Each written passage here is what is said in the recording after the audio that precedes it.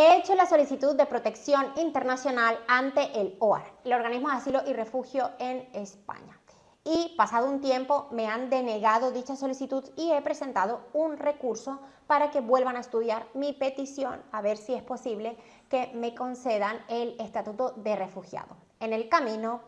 con el recurso presentado, he mantenido mi puesto de trabajo, he estado trabajando. Muchas veces los abogados señalan que a través de una medida cautelar se puede seguir trabajando. Así que la pregunta sería, ¿qué hago yo?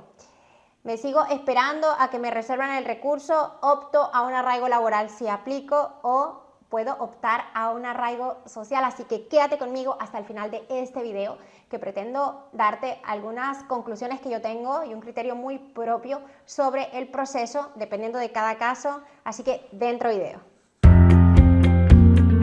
Hola, mi nombre es Cristina Isakura, soy CEO de Isakura Asociados, un despacho que tiene más de 10 años de experiencia en el área de Derecho Internacional, específicamente de migración y de extranjería, y además también una ciudadana migrante que llegó hace bastantes años a España y que conoce muy de cerca la realidad migratoria de este país, y por eso hoy te quiero hablar sobre esta situación tan peculiar. Y también quiero hacer un poco una crítica al propio sistema, el sistema de derecho que tenemos, sobre todo en cuanto a los extranjeros, a los ciudadanos migrantes. Fíjate que este caso se presenta bastante, y si estás viendo este video es por eso, y es los solicitantes de protección internacional cuando se deniega. Ya lo he dicho en otros videos, si no lo sabes, ve a ver estos videos. Ya lo he dicho que en la mayoría de los casos, en un 93%, aproximadamente, según las estadísticas, son denegadas la solicitud de protección internacional. Lo que sí que es verdad que de mucho tiempo, malamente, no digo que esto es lo adecuado, se ha utilizado la figura del estatuto de refugiado, de la solicitud de protección internacional en muchísimos países, también en España, para que el extranjero de alguna u otra manera esté protegido y esté regularizado. De ahí que países como por ejemplo Venezuela o Ucrania, entre otros, ACNUR, señalara que debían de entrar a regularizarlos de otra manera que no fuese, por ejemplo, el asilo, para no causar un embotellamiento al propio sistema que existe. Y de ahí salta también muchísimas formas de regularizar al extranjero por otras vías, que por ejemplo sería en el caso igual de Venezuela, por razones humanitarias, o en caso de otros países, protección subsidiaria, entre otros. Pero el punto importante es que cuando se deniega la solicitud de protección internacional, el ciudadano solicitante tiene, por ejemplo, 30 días, imagínense, para presentar un recurso ante la Oficina de Asilo y Refugio. Y en este tiempo, en estos 30 días, si lo vas a hacer un recurso de revisión, que lo hacen allí también en la misma oficina, o tienes más tiempo, por ejemplo, si te vas a presentar directamente por vía judicial. Pero la mayoría de las personas optan a presentar este recurso ante la misma oficina para dar tiempo. ¿Tiempo a qué? A que puedan aplicar a un arraigo laboral o a un arraigo social. Ya sabemos también, mucha información que me gustaría darles en este video, pero tienen otros para darles información. Ya sabemos que la figura del arraigo laboral, con el cambio normativo del reglamento, la modificación, etcétera, te señala que cuando un ciudadano extranjero ha estado cotizando de manera legal, dentro del territorio español, y esto quiere decir durante 6 meses mínimo, y además ha estado 2 años residiendo dentro del territorio español, puede aplicar a un arraigo laboral. Repito, los requisitos básicamente son 2 años dentro del país. Estos 2 años no tienes por qué haber estado los 2 años legal, pero como por lógica, sí que es verdad que si te piden 6 meses de haber cotizado dentro del territorio, sí que por mucha lógica debes haber estado legal un tiempo mínimo. Estas cotizaciones pueden ser a cuenta ajena o a cuenta propia, es decir, como un empresario, o a cuenta ajena, es decir, porque has estado trabajando con otra persona. Ahora bien, dicho esto, hace rato asesoraba a una persona que me ponía este caso. Fíjate, papá y mamá, por así decirlo, un núcleo familiar, unos esposos que además tenían 2 hijos de 13 y 11 años, y se les había denegado la solicitud de protección internacional porque venían de un tercer país. Y estas personas que tenían un contrato indefinido y que siempre habían estado trabajando en la misma empresa cuando habían tenido el asilo que le habían dado, o la solicitud de protección internacional, y les habían dado el permiso de trabajo, estas personas se mantuvieron trabajando aunque les denegaron la protección internacional. Y como se mantuvieron trabajando y presentaron un recurso ante la denegatoria, ¿sí?, el abogado que les presentó el recurso les dijo que, bueno, que les presentaba una medida para que siguieran trabajando. El asunto importante es que este recurso se presentó en septiembre del año 2022 y todavía no se había resuelto. Entonces, una de las soluciones que yo les dije es que debían de optar a decir que había un silencio para que les volvieran a dar una solicitud de protección, una tarjeta roja, o en este caso, que para mí, a mi criterio, lo ideal sería optar ya a un arraigo laboral. ¿Y por qué a un arraigo laboral? Bueno, porque tenían ya cumplidos los 2 años dentro del territorio y porque habían cotizado 6 meses. Y este matiz es clave dentro de este video de lo que te quiero decir, y es, yo le decía, no postergues a un arraigo social, porque la diferencia clave entre un arraigo social y un arraigo laboral es que para un arraigo social, y aquí vienen las críticas duras al sistema, un arraigo social de toda la vida en España es demasiado complejo y vamos a ver la circunstancia real dentro del país, que básicamente ni siquiera los propios españoles o las personas que tienen años con un permiso de residencia dentro de España tienen buenas condiciones laborales. Y esto es importante porque efectivamente ninguna empresa que no te conozca, que encima tú como extranjero no tengas documentación legal, te va a hacer un contrato indefinido o por un año. Es verdad, ojo, es verdad que con la modificación de la normativa esto ya no es tan exigente a la hora de pensar en los tiempos, ya es mucho menos tiempo de un año, el contrato tiene que tener otras características, pero para el arraigo social lo que no ha cambiado, cuidado, es la cantidad de información que le piden al empresario. Una información que es tan confidencial y tan delicada y que expone tanto al propio empresario que la mayoría de los empresarios se niega a dar esta información y por tanto se niega a contratar a un ciudadano extranjero cuando le están pidiendo, por ejemplo, imagínense, todos los impuestos pagados de los últimos 2 años si son una sociedad, si es un autónomo el padrón, para ver el núcleo familiar, los impuestos que ha pagado, tema de seguridad social, repito, información bastante confidencial que entra a manos de un trabajador y que incluso puede exponer al propio empresario a inspecciones. Entonces, esto con el arraigo social, y además con el arraigo social tendríamos que esperar 3 años. Mientras que con el arraigo laboral solo basta con presentar el informe de vida laboral que acredite que el extranjero realmente estuvo cotizando en el periodo que se exige y que además tiene 2 años para que se pueda regularizar. Ahora, otro punto bien importante que yo le decía, y con esto voy a concluir el video, es que realmente también lo súper absurdo en materia de extranjería y con migración, porque no sé si ocurre en muchos otros sectores, pero con extranjería, la verdad es que los criterios cambian bastante, y no solamente cambian bastante el criterio práctico, que a veces pasa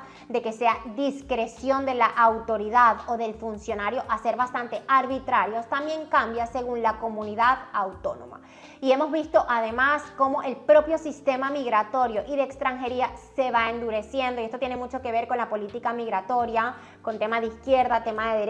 derecha, y también con el propio estado que está viviendo ahora el país, es decir, la propia crisis económica, todo lo que, repito, se juega en torno a derecha, izquierda, que sí ayudan muchísimo a los migrantes. Luego para mí es una ayuda también muy disfrazada, para ser bastante sincera, repito, debido a que muchas veces cara a lo exterior se venden como, bueno, que nos están ayudando muchísimo, etcétera, etcétera, pero la realidad es que internamente cada vez se endurece más. Y esto lo vemos, por ejemplo, en casos tan típicos como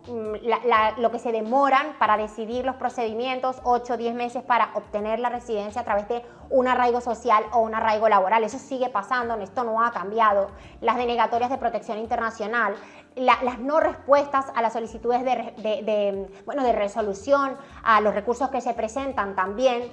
las denegatorias, incluso los arraigos porque según extranjería no cumplen con todos los requisitos, por ejemplo, de demostrar la permanencia dentro del territorio, aunque se demuestre, etcétera, etcétera, etcétera. Hay un sinfín de etcétera. Por ejemplo, otro de los cambios que podemos ver en la práctica en cuanto a ciudadanos venezolanos, tendríamos el hecho de que anteriormente tú podías presentar un procedimiento de residencia ante extranjería teniendo un recurso contigo. Entonces, tú no te quedabas irregular en el territorio, tú podías seguir a medias trabajando,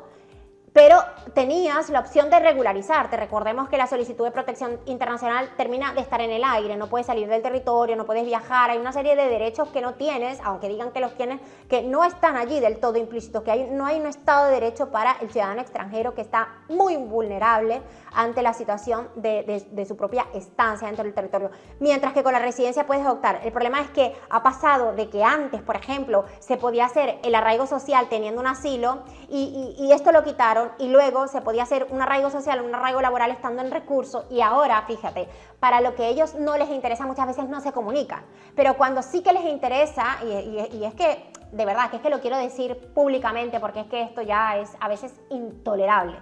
en este sentido sí que se comunican, porque cuando hay una cosa que ellos tienen que resolver a favor del extranjero, tienes que ir, pedir citas que no hay una y otra vez, la gente, de verdad, o sea,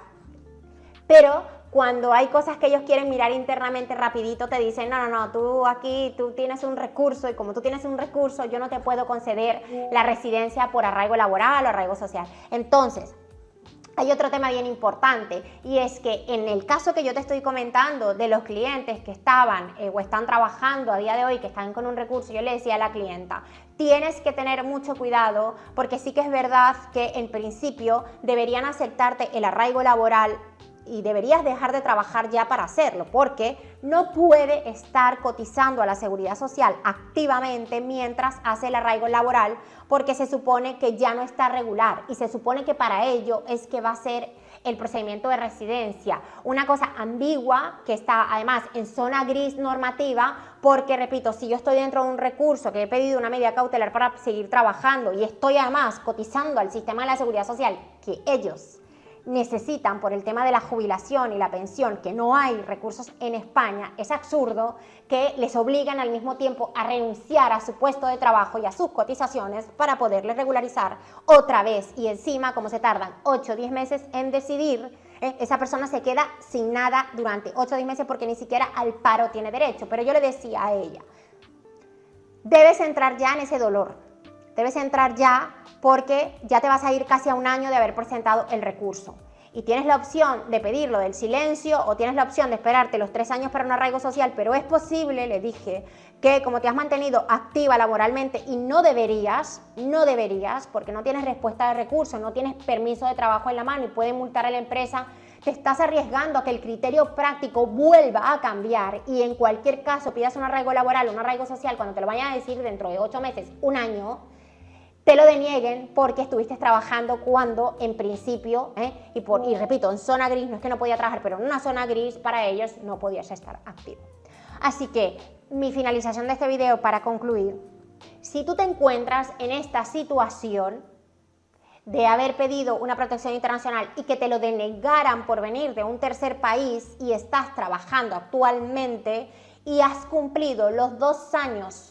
dentro del territorio español y has cotizado durante 6 meses, que hagas el cambio cuanto antes a un arraigo laboral que no te va a pedir gran documentación, a diferencia del arraigo social que sí que te lo va a pedir. Y ten en cuenta que no puedes pasar mucho tiempo trabajando o cotizando sin permiso de trabajo, porque esto puede ocasionar consecuencias a la pérdida de tu derecho de regularizarte por una vía o por otra. De hecho, hay muchas cosas que siguen pasando que no entendemos bien ni siquiera por qué se están endureciendo tanto los procedimientos migratorios dentro del territorio español, pero bueno, yo lo achaco mucho al movimiento que hay y a que cada vez van a ir cercando más todo el tema de residencia con Europa. Por eso también las personas que vean este video, que ya tengan tiempo aquí, a optar a su ciudadanía europea, las personas, los empresarios también con tema de impuestos también cada vez ponerse más al día, que iré también sacando cada vez más información sobre el tema de impuestos, los nómadas digitales y cómo podemos tener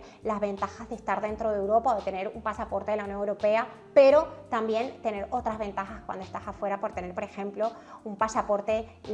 iberoamericano, un pasaporte latinoamericano, un pasaporte incluso de África. Así que, bueno, espero que este video te haya gustado. Si ha sido así, coméntame, dime de qué quieres que te hable, suscríbete a nuestro canal, activa la campanita para más información y para que estés actualizado. y mi intención no solamente es informarte desde mi conocimiento, desde mi experiencia, sino también con cada caso las cosas que puedo ver y que además tengo cada vez más ganas de hablar de este sistema que cada vez para mí de verdad está más desfasado de la propia realidad migratoria y de la propia realidad de la humanidad y de lo que está ocurriendo y de los beneficios que nosotros como extranjeros aportamos a este país. Así que nos vemos en el próximo video. Se despide Cristina Isakura. Chao.